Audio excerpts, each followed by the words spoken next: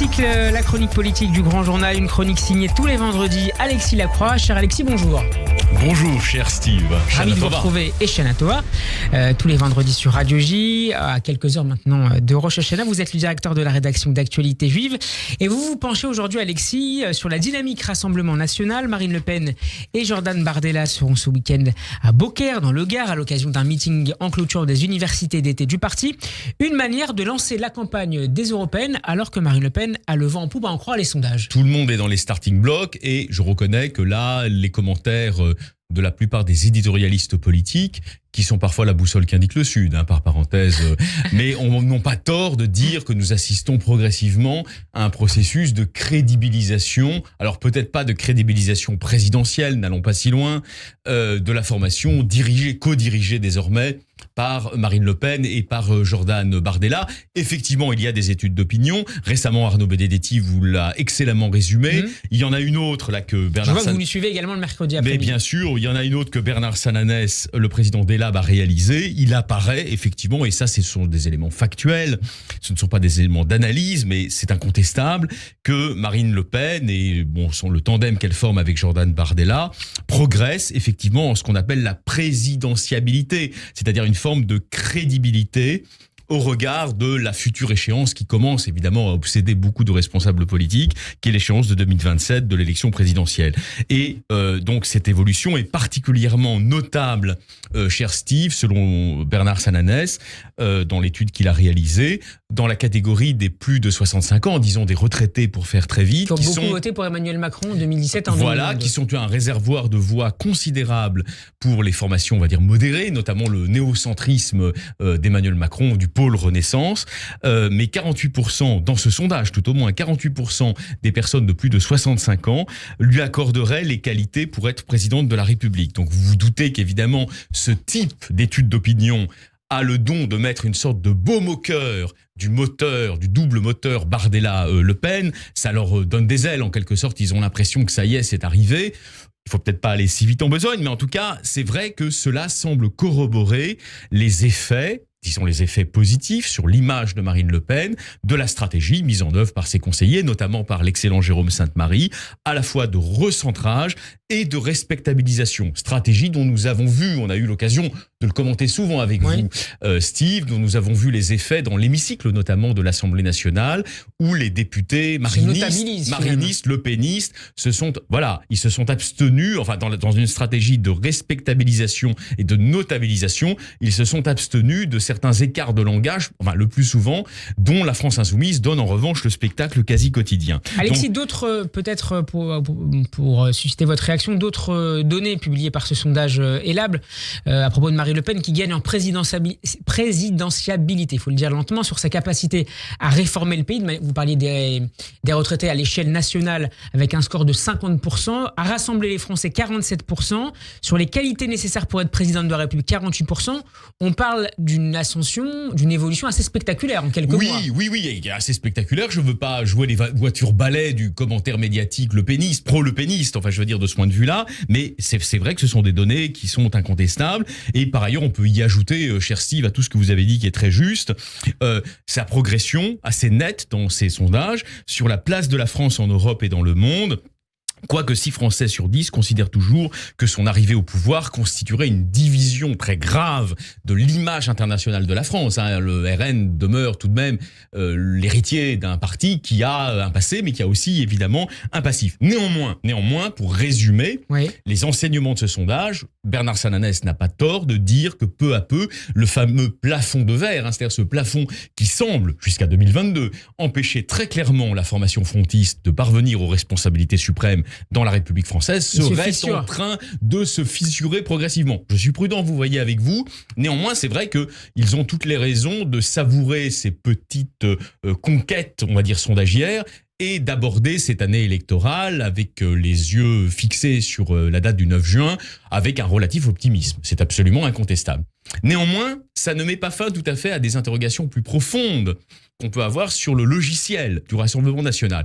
Je vais le résumer parce que c'est important de revenir toujours aux matrices des campagnes.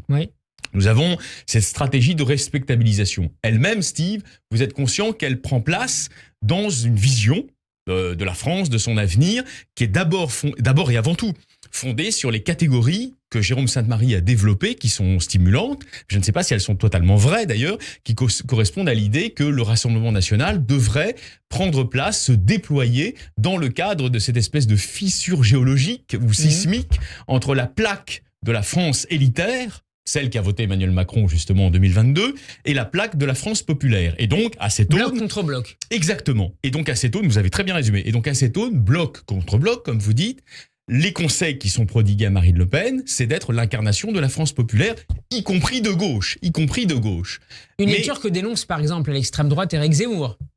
Alors, vous avez absolument raison. Je ne dirais pas d'ailleurs qu'Éric Zemmour est d'extrême droite, mais peu importe, c'est mon interprétation personnelle. Je le qualifierais plutôt de droite ultranationale. Droite hors les murs, voilà, conservatrice, avec des éléments qui viennent du gaullisme et des éléments qui viennent d'autres traditions, mais je dirais pas d'extrême droite. Mais vous avez raison. En revanche, cette vision-là, officiellement, j'allais dire depuis l'émergence du parti Reconquête, est contrebattue par Éric Zemmour.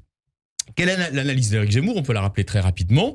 C'est qu'il ne s'agit plus pour le camp national de rassembler toutes les droites, de rassembler tous les populistes, c'est-à-dire ceux qui rejettent la France élitaire, qu'ils soient de gauche ou qu'ils soient de droite. Il s'agit de rassembler toutes les droites. Or, cela tombe bien, si vous me passez l'expression, au sein même de la formation ex-frontiste devenue Rassemblement national, il y a un homme qui va être tête de liste et dont on ne peut pas ne pas souligner avec un certain nombre de ténors de la Macronie. Sur ce plan-là, il se trouve qu'ils ont raison depuis 2 jours que la petite musique qu'il fait entendre sur un sujet à la fois de stratégie politique mais aussi de philosophie politique se distingue largement de l'analyse Marine Le Peniste sur les 2 blocs, la France populaire, la France élitaire. Vous faites référence à Jordan Bardella, le patron du parti, le nouveau président du parti. Alors, disons les choses clairement, on se parle toujours clairement ici.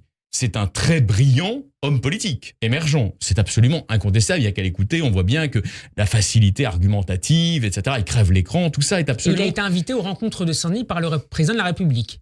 Et voilà, il semble avoir reçu des mots doux de l'Élysée ensuite, si vous me passez l'expression, félicitant son intervention, etc., etc. Donc nous avons une stratégie macronienne tout à fait subtile et probablement un peu machiavélique de division du camp national,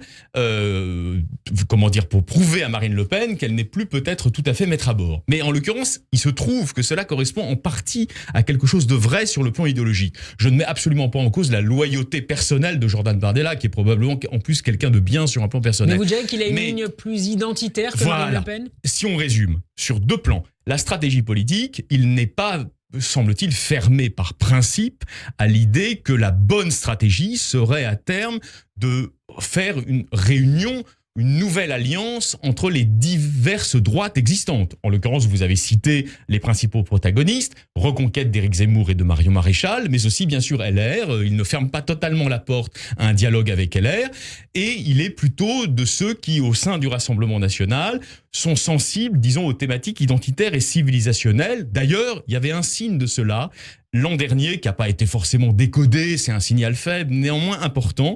Ils ont accepté au Rassemblement national un dialogue à 3 voix avec 2 représentants des jeunes de la droite LR et de la droite Reconquête dans le magazine L'Incorrect, qui se veut justement une passerelle idéologique et éditoriale entre les différentes droites. Et ce qui le rapproche de Marion Maréchal au parti Reconquête, la numéro 2 du parti Reconquête. Voilà, alors on peut penser qu'en dépit du fait qu'ils vont être des adversaires politiques, puisqu'ils vont chacun mener des listes concurrentes, il y a néanmoins dans cette adversité politique qui va les opposer des points communs. Et j'en ajouterai un autre, qui est évidemment troublant du point de vue... Il reste 1 minute, Alexis. Oui, mais vous allez voir, ça va aller.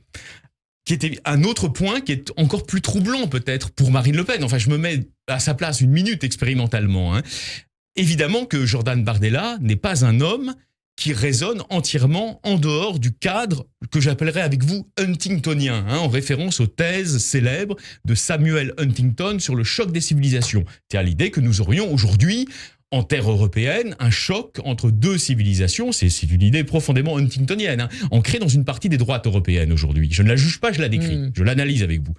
L'idée que nous aurions, en terre européenne, dans les principaux pays, la France, le Pays-Bas, l'Allemagne, l'Italie, etc., un choc entre une civilisation européenne, on va dire judéo-chrétienne, si vous voulez, et une civilisation importée qui serait la civilisation islamique. Cette idée-là, dites-vous bien que dans les tréfonds de ses représentations, Jordan Bardella, même s'il ne va pas le dire comme ça, n'y est pas fondamentalement hostile. Or, cette idée-là, elle n'est pas dans la ligne actuelle j'allais dire, dans l'orthodoxie actuelle du nouveau RN, dédiabolisé progressivement par Marine Le Pen. C'est une ligne qui appartient davantage à cet axe des droites qui se met en place à l'échelle de l'Europe et qui va de Stockholm à Rome et qui peut-être va reconfigurer très profondément le logiciel idéologique des droites de demain. Ce sont des questions que je pose là, mais il est évident que Jordan Bardella, dont nul ne peut nier le potentiel, s'écarte en partie, si vous voulez, d'une ligne que certains... Peut-être d'ailleurs avec l'aval de Marine Le Pen. Alors ça, c'est tout à fait possible. Vous avez absolument raison. En politique, on n'est jamais plus fort que quand on joue deux lignes ensemble. Absolument. C'est tout à fait possible. Mais ça n'est pas sûr non plus. Et donc, à ce titre, on comprend très bien que les macroniens fassent monter cette petite musique de « un jour, nous allons aider Jordan à s'autonomiser et nous aurons en face de nous un autre Rassemblement national dans une autre configuration avec évidemment l'arrière-pensée politicienne tout à fait machiavélienne, mais c'est de la politique, de semer à terme la zizanie au sein du RN. Voilà, ce sont des hypothèses que je vous livre là, mais elles sont intéressantes alors même que le parti va se réunir demain à Beaucaire dans le Gard. Merci beaucoup Alexis Lafroy pour cette brillante analyse à réécouter en podcast sur radioj.fr et en vidéo sur notre page YouTube. Shana Tova et Shana Tova, à l'année prochaine. À l'année prochaine. Lundi, mais oui, l'année prochaine vient vite.